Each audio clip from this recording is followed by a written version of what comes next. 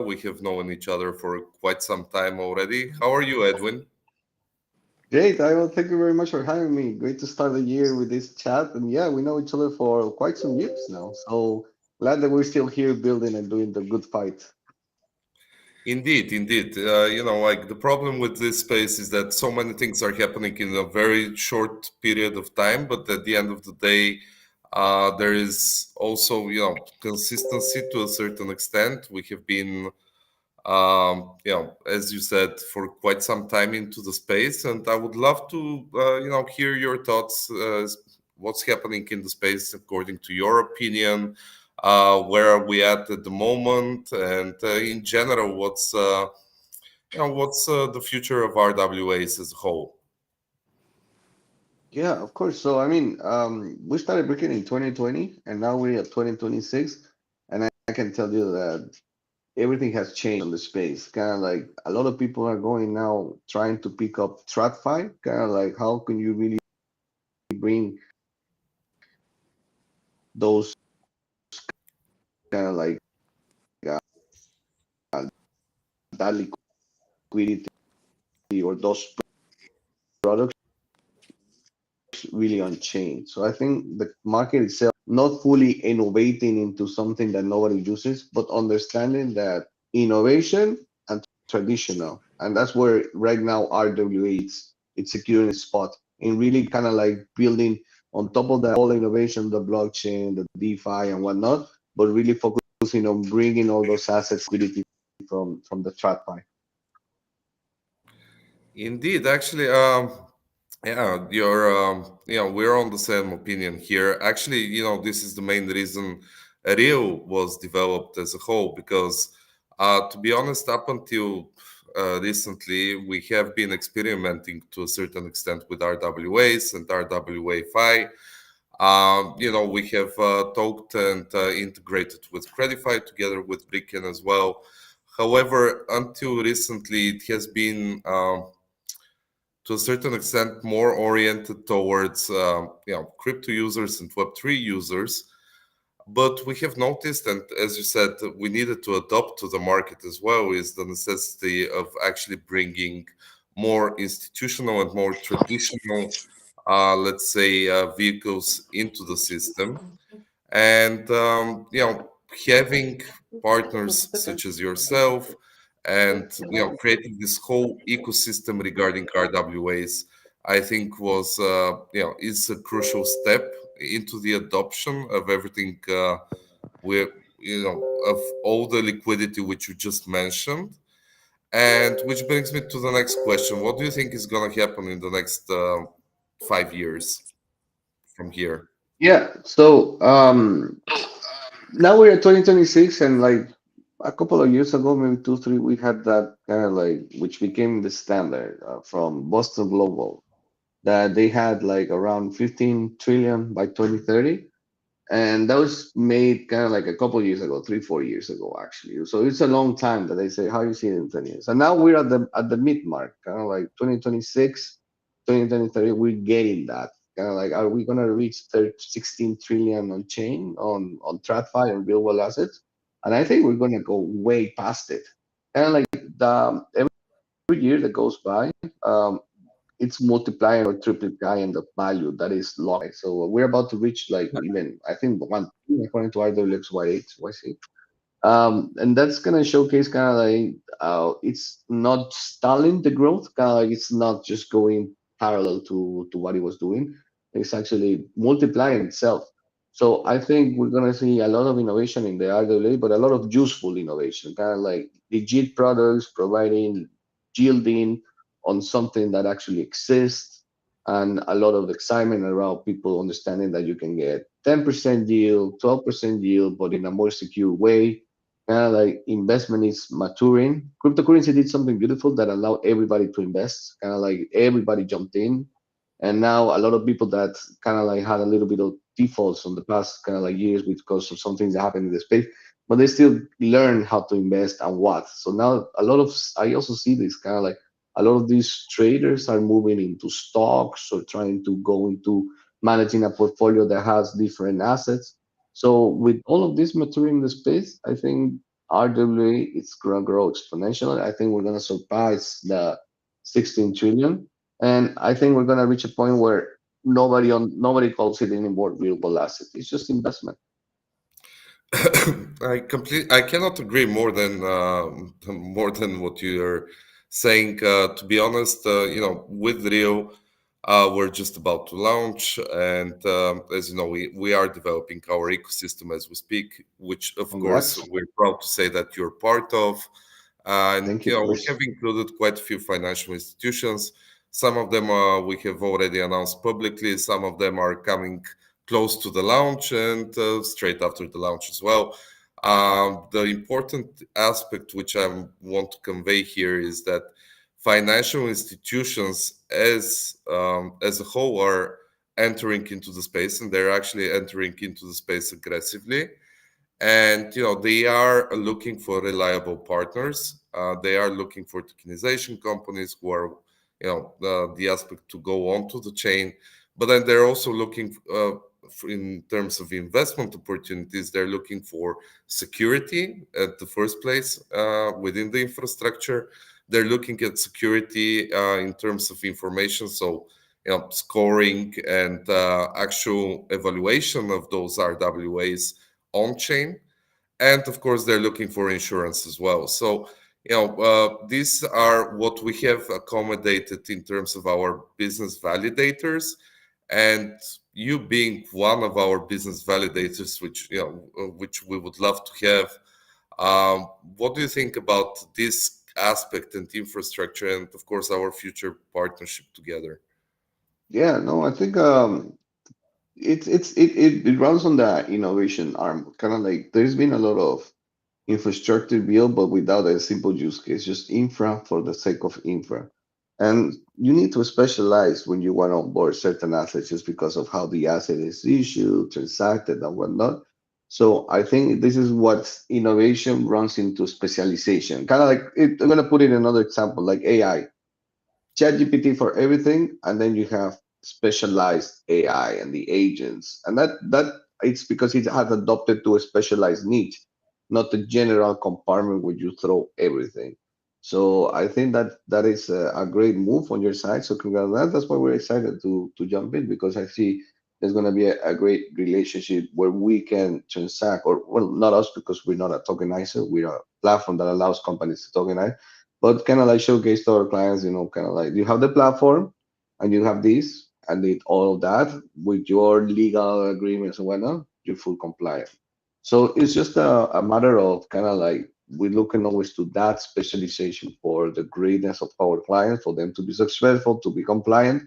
And yeah, that's why we're looking forward to be able to launch in real with you team, who we know for a long time. So we know what you guys are building is it's top spot.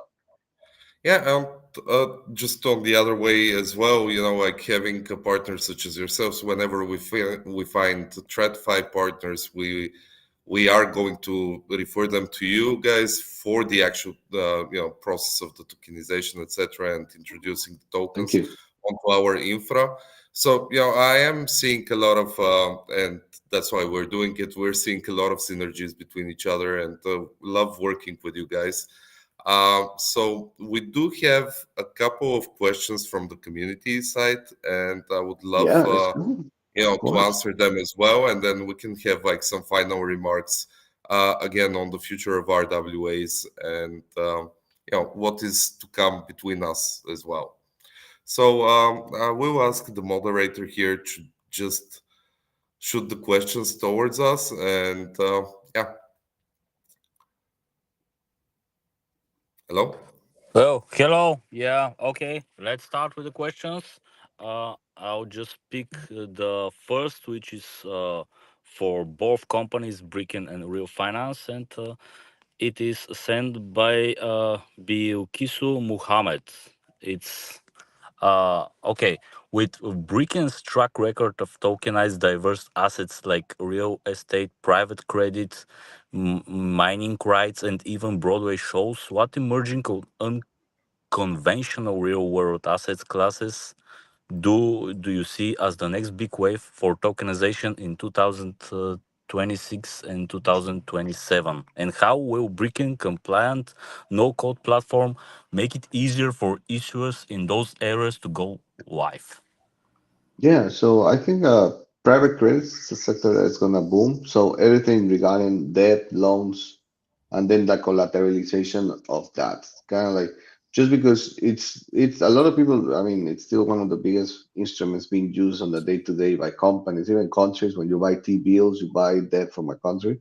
So bringing all of that debt on chain, it's gonna be like the next big mover because people need money, and right now, like access to liquidity is quite low, and people don't want to sell the asset. They just want to collateralize or get a loan and then collateralize that for a loan. So that for what we're seeing on our end, we probably our clients, like I would say, maybe 80% of all our clients are looking into debt or issuing loans or some hybrid instruments around it. So I think that's going to be the big mover in the coming years. Yeah, and just to perhaps add on that, having a standardized classification of such kind of assets would help a lot in terms of accessing further liquidity. That's what we have experienced, in the traditional financial sector before, and I think it's coming to the Web3 space as well. Okay, So thank you. Thank you for the answers. I think they're excellent. The second question is: in what ways do you see partnerships like the one with Real Finance accelerating the adoption of tokenized AWS for builders and the broader ecosystem, particularly in enabling the permissionless issuance with maintaining enterprise grade security?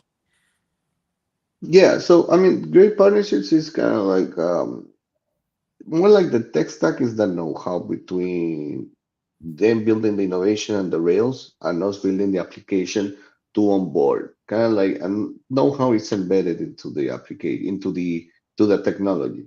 So based on what we know and how we treat and how we see the ecosystem, that's what it generates a great partnership because we both understand that when the client comes through our application, we hide that technology aspect because they just want to do something and they don't care about kind of like that how it works or what language or what blockchain. So us having that and then just pushing to real who's doing the rails, it actually is just a combined ecosystem. So I think it's very it's solid how it's happening now. Certain partnerships out there, which is not a partnership just for the sake of partnership, but actually solving a problem, getting together, seeing how that problem is solved.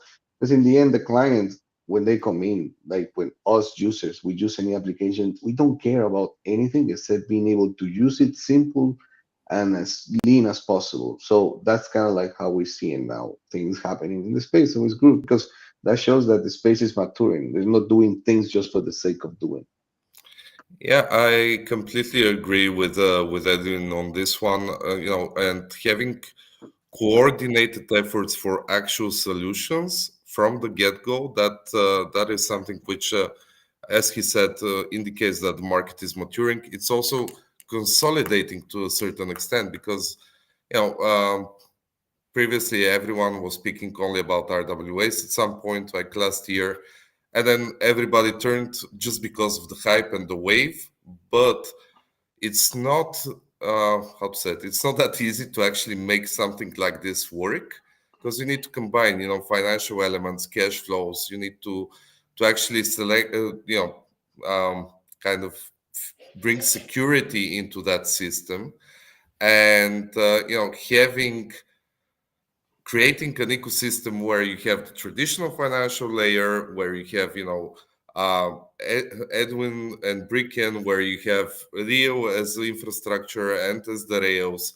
It kind of closes the overall circle, and it gives accessibility to both retails and institutions to enter the space and actually invest in something sustainable, something which is, as Edwin mentioned, generating 10, 12%, which, to be honest, in standard terms is great returns, and especially for companies who are managing funds, 12%, 15% is more than enough per annum.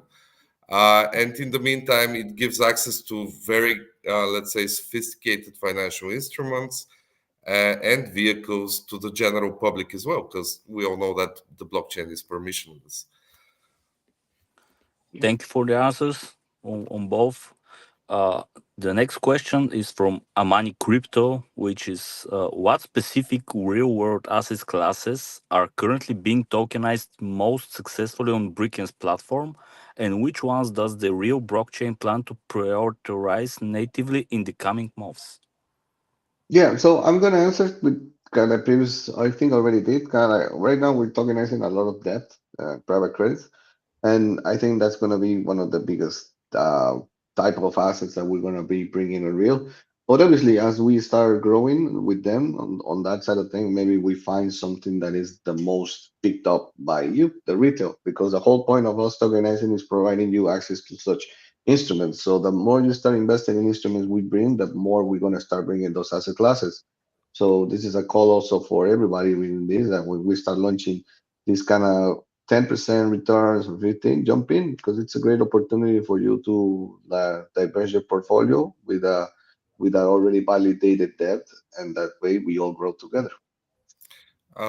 Again, can't agree more than that. To be honest, credit is my brick and mortar. I mean, whoever has known me, or my expertise is in credit risk and Yeah. credit risk methodology and valuations. So, indeed, credits are the first step out there. I do imagine that at certain point, kind of all financial instruments are gonna be tokenized and traded on chain. So the other one, which me personally I'm very interested in, and I do have a couple of companies which I'm gonna talk with Edwin later regarding them, but they're into commodities as well. And these kind of instruments, like, and when I say commodities, I mean gold, silver, oil, etc. I'm actually right now in Dubai speaking for such kind of opportunities. So yeah, a lot of interesting instruments are going to be introduced on both sides and with both sides' efforts. So, as Edwin said, you guys have the opportunity to invest here and invest in something quite sustainable and secure. And we do encourage you to do that in an investor manner, let's say. Yes, thank you for the answers. Okay, our next question is from Krishna Speaker, and I think it's mainly for Brickken, and it's what product safeguards does Brickken include during token creation to prevent issuers from misconfiguring token parameters that could later cause compliance, governance, or investor rights issues? Yeah, so they don't configure they can off configure their own smart contracts. It's a template coming from us, which is audited, validated, we're always upgrading. So if there's an error in one, there will be an error in all our clients because it's not a free, I'm gonna use this ERC and then create my own thing. So it's very standard. Like you don't have to code, you just have to answer questions in the process, and that we create a smart contract for you. So responsibility when you hire us is because of these things. We program those specifics for you. So we I don't know, we're getting audit. We're about to pass a new audit. We pass audits every new version, it's a new audit. So we spend a lot of money on this side of things. Okay, thank you for the answer. The next question, and probably we can say final because the time goes by, and it's from BNB Pizza. It is has any liquidity come into Bricking through the ETP so far, and does the team plan to expand this model by launching similar products such as ETFs in the United States or other similar markets? I'm sorry, could you repeat? I lost you. Yeah, and does the team plan to expand this model? I think they say the ETP model by Mhm. launching similar products such as ETFs in the United States or other markets. Yeah, okay. So I don't, this is the most important thing. I'm a big tooling box. So kind of like when you jump in, you decide what to do, what to issue, where to issue. So if somebody would like to use it for us in an ETF, you could do it, but it's not something that I pursue. So just imagine you have like this kind of like, or like think of it like a builder yourself, kind of like, okay, I want this debt, or I have these assets, and I have all of this. I want to do it like this. So I guide you through the whole process and allow you to create everything, but it's not something I pursue. Like for me, it's the same if you want to use our platform for ATF than for tokenizing, I don't know, something around real estate. I don't care. I'm just providing you the application for you to do that. Thank you. I think the explanation was well enough. And let's say the last question is it's probably a quick question for both companies. What's been the biggest pain point so far that you didn't expect? Okay. Oof. Yeah. Out of Like a every thousand. day. Go ahead. Yeah. Like when do you start, right? I mean, we've been here for Yeah. Yeah, years. of course. No, I just gonna go here quickly and then say like it's not legality because everybody says like, oh yeah, nothing is yeah, it's not it. And this is gonna be I think a good one. The one thing that a lot of people don't understand when until you hear it's fragmentation. Kind of like so many different stablecoin, so many potential different chains, so many on rampers, off ramps. Kind of like there's so many possibilities that the newcomers get lost, and we forget sometimes that things that we do are quite simple. Like I live in Spain and I want to go to United States with my credit card. I can pay in dollars over there. I don't have to do all of these movements to pay dollars, or I can buy dollars from my bank, or I can go over there and I get down at the airport and there exchanges. So I know how to get dollars wherever in the world. Here, a lot of people get lost because there's different stable coins, there's different chains, different access points. It's not native. You have to go from your bank to transfer to the exchange. So all of this is something that once you get full in, you understand how painful it is. And I can't solve that because it's I'm on the application layer of solving another thing. So I'm waiting for somebody or like the ecosystem to start solving all of these layers for us to be more efficient. For me, that's kind of like still my biggest pinpoint. Actually, I'm gonna jump in here. Edwin, this pain point is coming to an end soon once we launch. So Let's the go. whole idea here is that, again, we felt the same because we've been into the space for quite some time as well. And that's one of the reasons we are creating Creo and we're launching it. We do want to have a full-blown ecosystem where everything is done at one place with, let's say, one token. Well, not one token per se, but with one way to do things and have a more standardized approach where it's easy to onboard assets, it's easy to evaluate them, it's easy for investors to actually see the value, invest, get the money out, etc. So all of this is what we're trying to solve to a certain extent and create this necessary infrastructure for things for all RWAs per se. And my personal biggest pain point after that, because we are kind of solving this issue, is that people are still fairly, how to say it, not uneducated, but they're fairly confused when it comes to RWAs. Most of them are referring only to real estate, or to, I don't know, only to the stable coins, which are probably the most common RWA kind of product. But RWAs are, they are not limited only to that. You can, through RWAs and through tokenization, you can actually invest in quite sophisticated vehicles at very small fragment, which before it used to be accessible only, let's say, for brokerage companies or the bigger banks, etc., etc. Like you cannot buy, let's say, $100 out of I don't know, good what a good out of a private equity company, right? With what we are developing and with the tokenization idea in RWAs is that anyone can invest from anywhere into a more sophisticated, let's say, market, and they can get great returns from it. So that's probably something which is still misunderstood to a certain extent. But I think we're getting there. So yeah, I'm quite sure that 5 years from now, all of these issues will be solved, and I'm sure Rio and Brickken will be part of the solution out there. So yeah, I guess this comes to an end to our chat.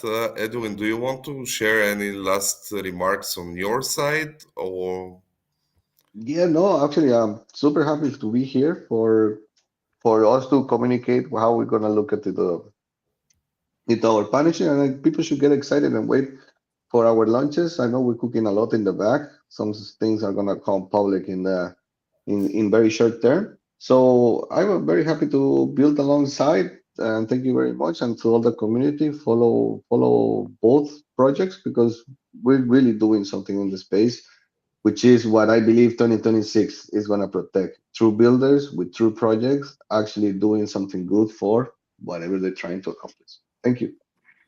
well, thank you. Thank you for the final comments. On my side, again, as well, we're building something unique. We have felt the pain points as we just answered the previous question.